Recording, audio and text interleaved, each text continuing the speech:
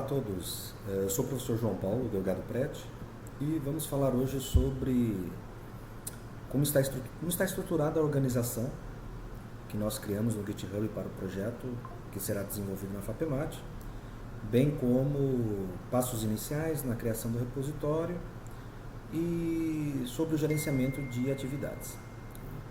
Como vocês podem ver, nós já estamos aqui na página inicial da organização que nós criamos, chamada FAPEMAT.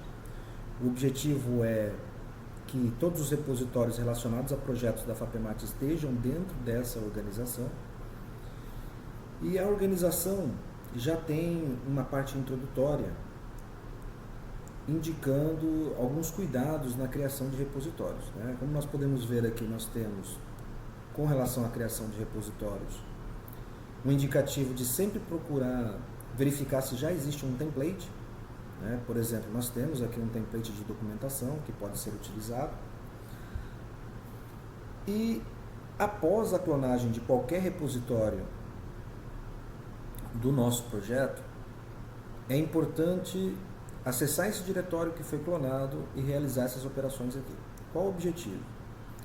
Essas operações nos permitem baixar alguns tratamentos de eventos do Git, né, que são os hooks do Git, para que nós possamos verificar se os arquivos que estão sendo adicionados estão dentro de uma conformidade e se os comentários Git também estão dentro de uma conformidade de descrição. Esse é o objetivo, conseguir um mínimo de conformidade nas mensagens de commits. Com relação ao fluxo de trabalho, nós adotamos Git Flow, né, e recomendamos o utilitário Git Flow para a realização dessas operações de mesclagem entre branches e início de novas features. E a documentação é toda baseada em Markdown, né, ou seja, o repositório ele contém tanto o aplicativo, né, o código-fonte da aplicação, quanto a documentação dessa aplicação em formato Markdown. E aqui nós indicamos para diagramação o uso do Mermaid dentro do Markdown. Nós até temos já um repositório aqui, que é o repositório Xig criado. Esse nome ele é temporário, nós precisamos de um nome para o projeto, pelo menos para iniciar as atividades de documentação, mas pode ser que ele mude, né? Então nós temos aqui o projeto Xig, que é um sistema de integração para os sistemas utilizados pela FAPEMAT, né? Sig FAPEMAT, Sigadoc e Fiplan. Quando eu entro no projeto Xig, o que já nós observamos é que existe uma estrutura mínima já para a organização da documentação do projeto. Então nós temos uma pasta .vs Code já com algumas configurações da IDE que nós utilizamos, que é o Visual Studio Code. Nós temos uma pasta doc, que é onde devem estar os artefatos de documentação. Se eu entrar nela, o que nós temos no momento é apenas o arquivo de reuniões, né? Então nós temos uma única reunião aqui registrada, que foi a de setembro, e a partir de outubro todas as reuniões também serão documentadas aqui. Nós temos um arquivo gitignore que foge do modelo convencional, né? Se nós observarmos esse arquivo, ele é um arquivo que trabalha no formato de lista permissiva, não uma lista do que ignorar, uma lista do que é permitido, ou seja, nós bloqueamos todos os arquivos e pastas por padrão e aí liberamos conforme a demanda as extensões que serão utilizadas ou aceitas no projeto, bem como arquivos e pastas.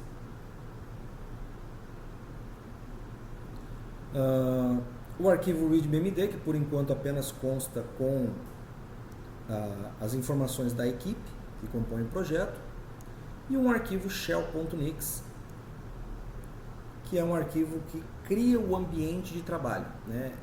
O que ele faz? Ele cria já para nós um shell, né, onde nós temos todas essas ferramentas instaladas, no caso Git, Git Flow, um editor de terminal, um visualizador de arquivos de terminal, o ASCII-Kinema para fazer registro de comandos de terminal, o Docker e o Docker Compose para a parte de containerização e a IDE Visual Studio Code. E para a IDE Visual Studio Code nós realizamos aqui embaixo, né, já na inicialização do nosso ambiente de desenvolvimento, o posicionamento na branch development, né? Trazer novas atualizações dessa branch, e aí nós temos aqui a instalação dessas extensões. São algumas extensões que nos ajudam, seja a verificar a corretude do português, da língua portuguesa, seja auxiliar na abertura e encerramento de tags, verificar, por exemplo, alguns itens de qualidade de código, né? Então ele dá algumas dicas para melhorias de código, questões até de ícones, fontes, destaques, né, dos nossos códigos que estão sendo escritos. Enfim, existem uma série de utilitários de base aqui para deixar a ideia um pouco mais rica e com algumas funcionalidades interessantes para auxiliar o trabalho de desenvolvimento. Então o projeto Xig ele segue inicialmente sem uma definição de tecnologia, porque o projeto está começando, mas ele já tem um conjunto de elementos que nos permitem trabalhar a parte de documentação. Se nós voltarmos para o início da organização, nós também temos aqui uma área, por exemplo, de discussões, daqui à direita, né? E nós já temos uma discussão aqui que é justamente como instalar o Nix Package Manager, para que nós possamos executar aquele script do shell.nix. Então a gente tem aqui, por exemplo, um tutorial descrevendo como instalar para a Arch Linux e como instalar para o WSL, né, para quem estiver utilizando o Windows. Outro elemento importante é a parte de projeto. Então nós temos aqui na aba Projects o projeto Xig, e nesse projeto Xig nós podemos controlar e gerenciar as atividades do projeto, né? Então percebam que ele está organizado no formato, né? Eu criei nesse formato para o modelo Scrum. Então nós temos aqui o Product Backlog, que são aqueles itens desejáveis no software, o Sprint Backlog, que é aquilo que realmente vai entrar na sprint, ou seja, que vai entrar na próxima versão da aplicação.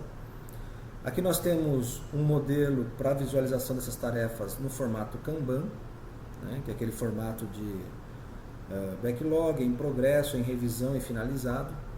Aqui nós podemos visualizar como as atividades estão separadas por responsáveis, né, pelos membros da equipe.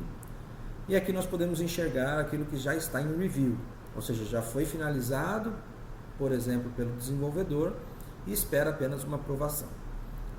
O roadmap, ele nos dá uma visualização na linha do tempo. Então, por exemplo, aqui 1º de outubro começa a Sprint 1 e como é que as atividades vão sendo finalizadas e ocorrendo dentro dessa janela de 4 semanas. Na hora que a gente olha o Product Backlog, nós já temos alguns elementos cadastrados aqui para o planejamento da Sprint. Ou seja, nós temos, percebam que existe um agrupador, ó, nós temos 3 elementos agrupados aqui. Eles são agrupados por história e é por isso que foi criada aqui uma coluna Story, aonde eu preciso indicar de cada issue qual é o código da história a qual ela pertence.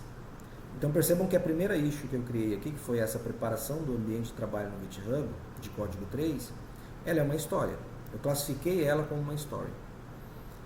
E aí eu digo que ela pertence à história 3. E todas as tasks aqui embaixo, ó, percebam que todas essas issues são tasks. Essas tasks também estão com o código de história 3. Isso nos permite fazer esse agrupamento, né? Facilita a organização. Então, por isso que nós temos essa coluna Story e a gente precisa utilizar para esse fim. Quais são outros atributos, né, das issues que nós temos para configuração? Nós temos aqui a prioridade, tá? No caso aqui prioridade baixa, regular e alta. E a prioridade ela deve ser apenas configurada para a história. Não faz sentido para nós configurar a prioridade para as tasks, apenas para a história.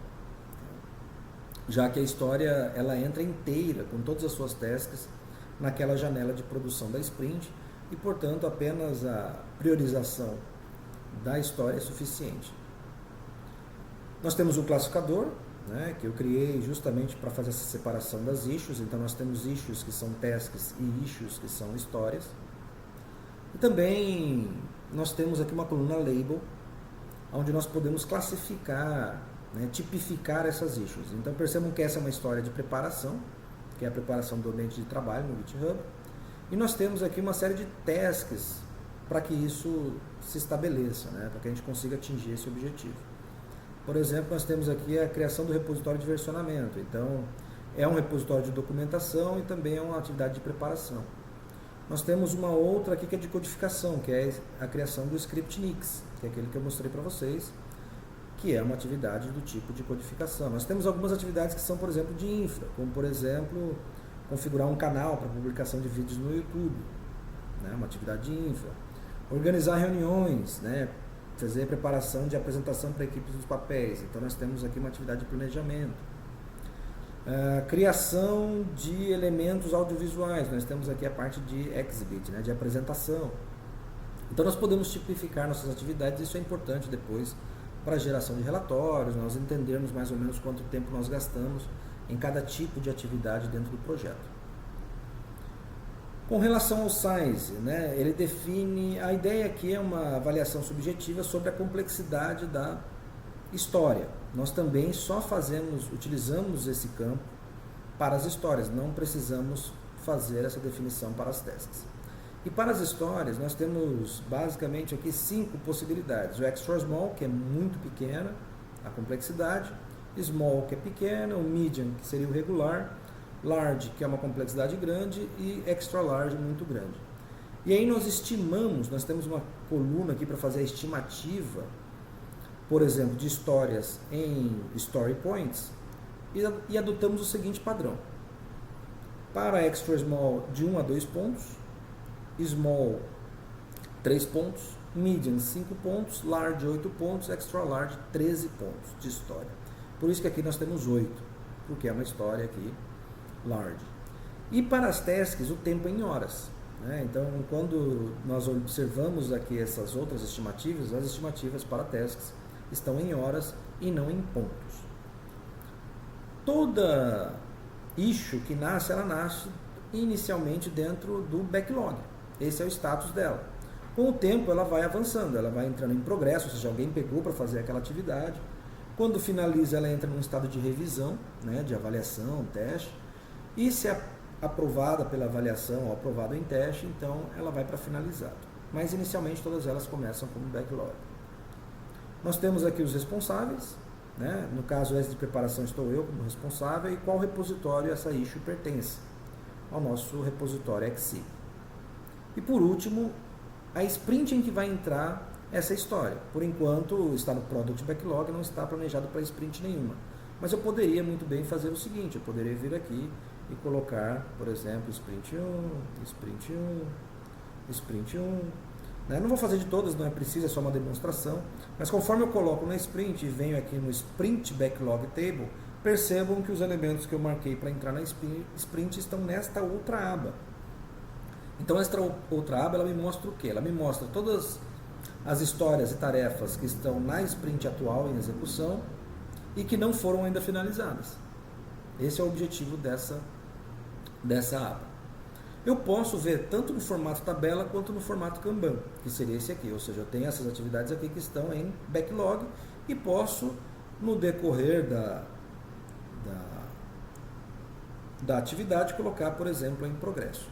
Né? E isso vai avançando até que todas elas sejam finalizadas. É importante ressaltar aqui que quando arrastar para o em progresso, a pessoa que assumiu aquela tarefa marque a data de início. Ele não faz isso automaticamente. Então é importante abrir a issue, né, e marcar aqui o nosso start date. Marcar a data em que arrastou para em progresso. Assim como quem for arrastar para o done, ou seja, que fez a avaliação, fez a verificação e arrastou para o done, marque o end date também. Marque a finalização, a data de finalização. Então essas marcações de dados ele não faz automaticamente. É importante que quem estiver arrastando para em progresso marque a data de início, e para quem estiver arrastando para finalizado, que é o done, marque a data de finalização. Aqui em Team Items, como só tenho eu marcado por enquanto, está aparecendo aqui justamente quais são as tarefas, tem 3 aqui, né, para o meu usuário. Em Review não temos nada em Review ainda. Né? E o Roadmap já marca aqui, por exemplo, que a Sprint 1 começou, nós temos 3 atividades que não entraram em progresso, então nenhuma barra foi marcada aqui. Tá? Conforme essas atividades entram em progresso, ele vai marcando uma barra de tempo, né, demonstrando quanto tempo foi gasto para cada uma dessas atividades. Bom, o que eu tinha para apresentar sobre essa parte inicial do projeto, controle de atividades, né, preocupação com o repositório e o grupo de discussões, esse foi o objetivo desse vídeo, né? Então, espero que tenha sido proveitoso e agradeço aí pela atenção.